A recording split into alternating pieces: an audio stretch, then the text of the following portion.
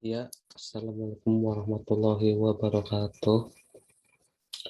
Di sini saya atas nama Alan Zambalana akan menyampaikan tentang materi pendidikan moderasi Islam beragam. Dan pada kali ini saya sendiri akan menjelaskan tentang pendidikan moderasi Islam, yaitu yang pertama,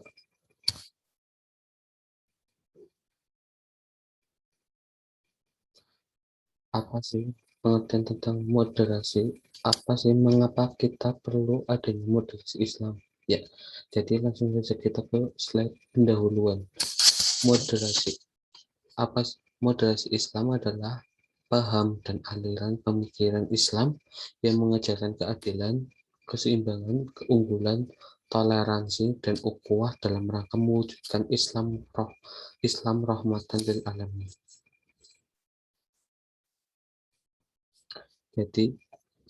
Jadi, mengapa perlu adanya moderasi Islam? Karena moderasi Islam ajaran yang sangat relatif, memberikan jawaban dan solusi, serta menjadi penengah terhadap seluruh permasalahan yang dihadapi umat Islam saat ini. Dan moderasi Islam selalu mengedepankan keseimbangan antara teks dan konteks, antara wahyu dan akal, karena keduanya adalah kebenaran yang bersumber dari Allah Subhanahu wa Ta'ala. Moderasi Islam juga solusi bagi pemikiran yang mengendalikan logika secara absolut dan mutlak, cenderung membolehkan apa yang dilarang syariat yang bersifat qaul dan ijma. Umat Islam dunia membutuhkan pemikiran moderat dalam mendakwahkan Islam dan dalam berinteraksi dengan dunia lainnya, agar terwujud kehidupan dunia yang aman, toleran, dan saling tolong-menolong. Selanjutnya, definisi pendidikan moderasi Islam. Apa? Pengertian pendidikan moderasi Islam itu sangatlah penting ya, teman-teman, bagi sekolah-sekolah perguruan tinggi, entah gimana tentang beragama yang benar, tidak condong ke kanan dan condong ke kiri.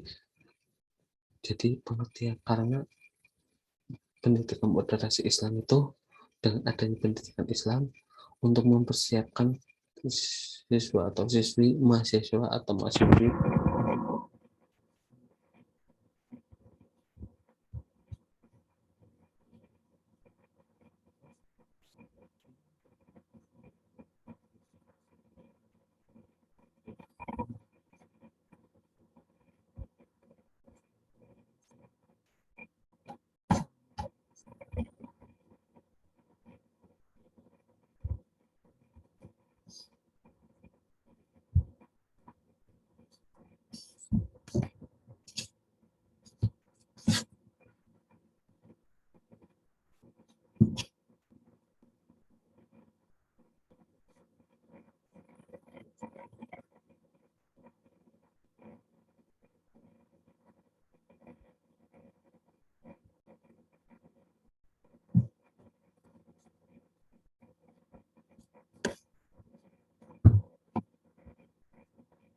moderasi Islam. Jadi apa sih tujuan dan manfaatnya bermoderasi Islam? Yaitu tujuan moderasi Islam, poin pertama, guna untuk menciptakan generasi Islam yang berpikiran moderat. Jadi kita itu tujuannya untuk menciptakan generasi Islam yang berpikiran moderat, yang berpikiran menyeimbangkan keadilan dalam bermoderasi Islam dan dalam beragama. Jadi kita itu menjadi penengah antara umat Islam atau umat antar beragama. Dan poin kedua, mempelajari semua umat Islam untuk mengetahui bagaimana cara beragama yang benar. Ya. yang sudah saya jelaskan tadi ya, yang akhir-akhir ini terdapat Islam radikal, yaitu Islam aliran-aliran sesat yang menyesatkan umat Muslim dalam beragama ya teman-teman. Ya, yang ketiga, mempelajari Islam sebagai sebuah pengetahuan untuk membuat perilaku beragama memiliki komitmen. Jadi tujuan mutasi Islam yang pada poin ketiga itu, kita itu paham tentang beragama, paham apa itu mutasi Islam untuk menengahkan, untuk tidak condong ke kanan, tidak condong ke kiri, jadi berdiri tegap teman-teman. Jadi kita itu menjadi penengah dari umat beragama dan sesama umat Muslim. Dan manfaat moderasi Islam. Poin pertama, kita dapat mengetahui bagaimana cara beragama yang benar. Ya, yang sudah saya jelaskan ya, teman-teman. Yang tadi yang aliran-aliran sesat, radikalisme, dan lain-lain. Kedua, kita dapat mengembangkan konsep nilai-nilai moderasi Islam di dalam kehidupan sehari-hari. Jadi manfaatnya itu ya bisa kayak gimana ya? Kita itu menjadi penengah. Jadi setiap ada orang yang berpendapat itu bisa kita saring, bisa kita hargai dan menghormati ya teman-teman. Jangan selalu dikritik apa gimana. Kritik boleh, tapi selalu ada alasan mengapa kita mengkritik sebuah penjelasan atau sebuah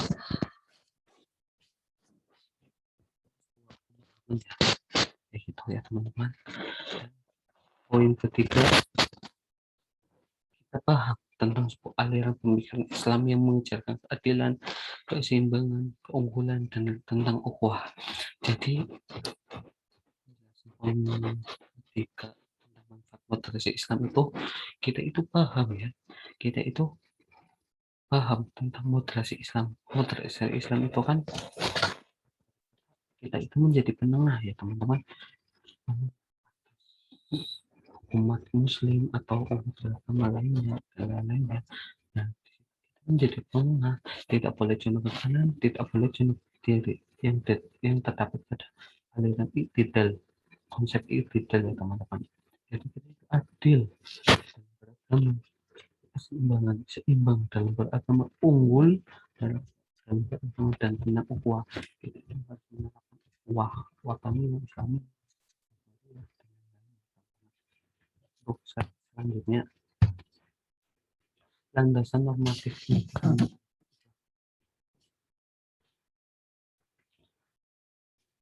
yaitu yang pertama, ayat Al-Quran yang berbicara tentang pendidikan moderasi Islam.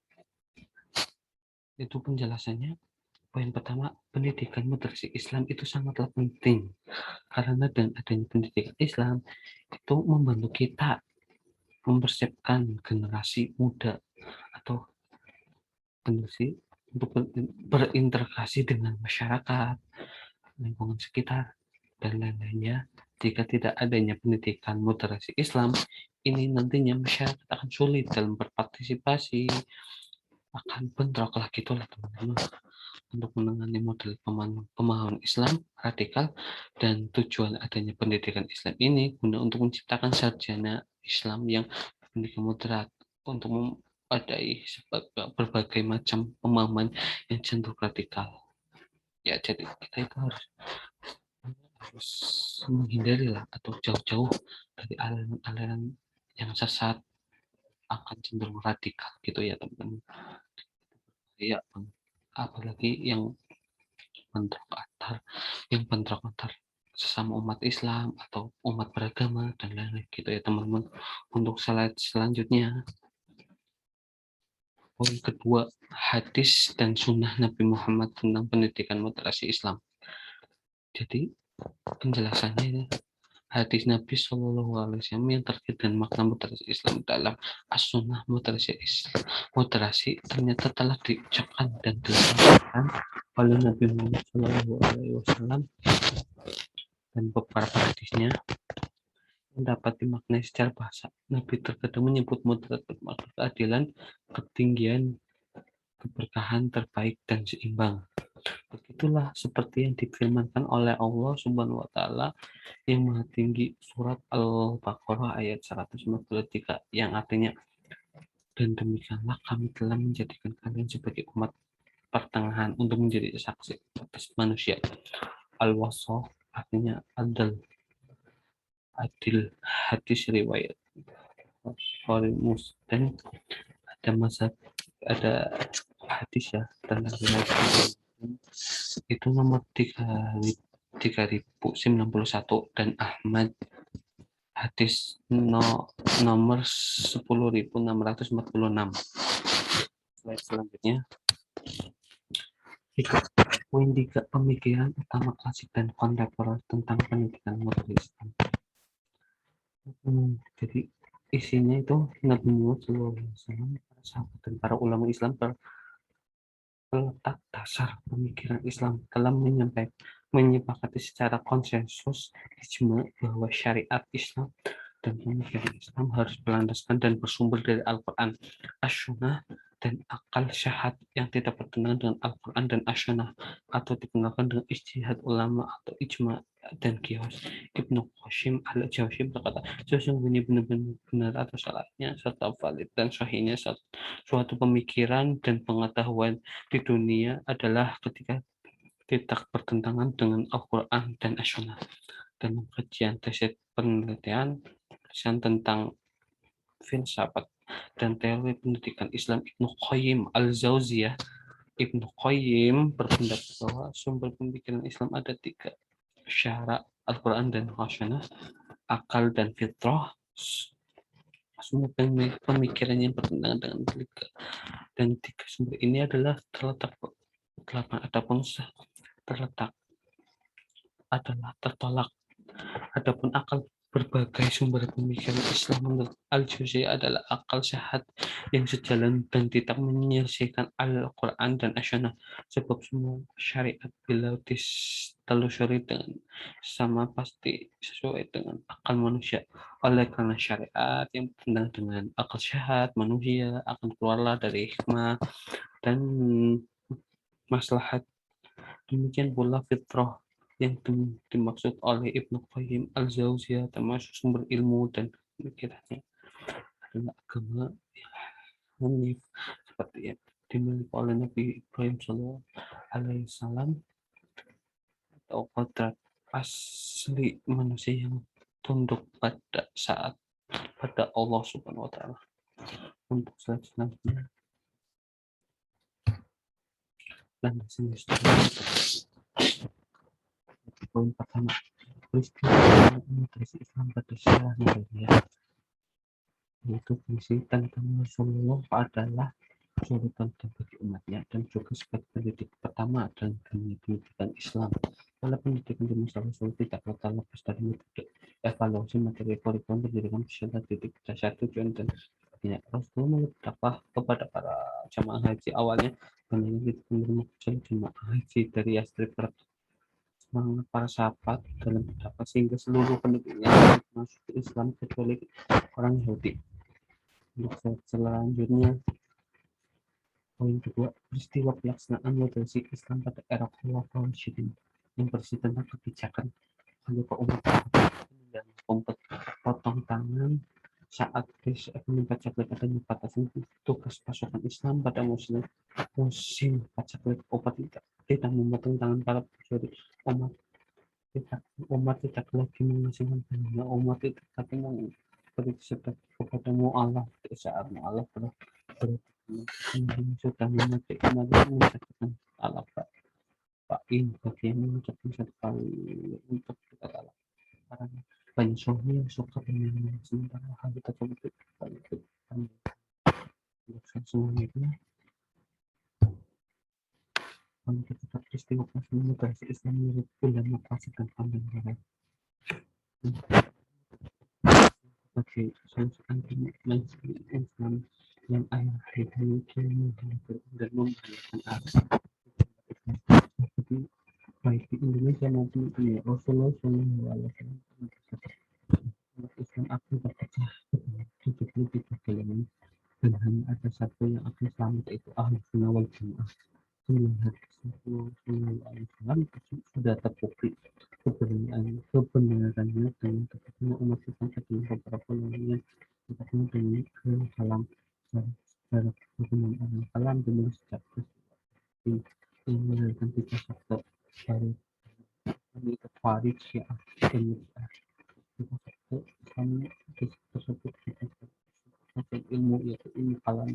Ada di aliran aliran kalam yang sangat mendominasi pemikiran Islam dari dulu hingga sekarang, yaitu Mu'tazilah, Asy'ariyah. Selanjutnya, prinsip-prinsip moderasi Islam.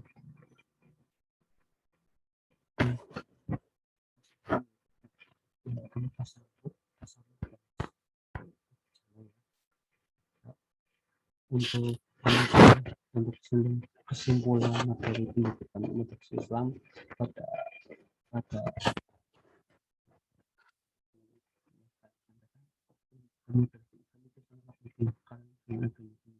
Islam itu perlu mempersiapkan dengan masyarakat. Moderasi Islam ini masyarakat akan solid dalam berpartisipasi untuk menengahi model pemahaman Islam radikal dan aliran pemikiran Islam yang mengucapkan keadilan, keseimbangan, kemuliaan, toleransi, dan ukhuwah dalam rangka mewujudkan Islam rahmatan lil alamin.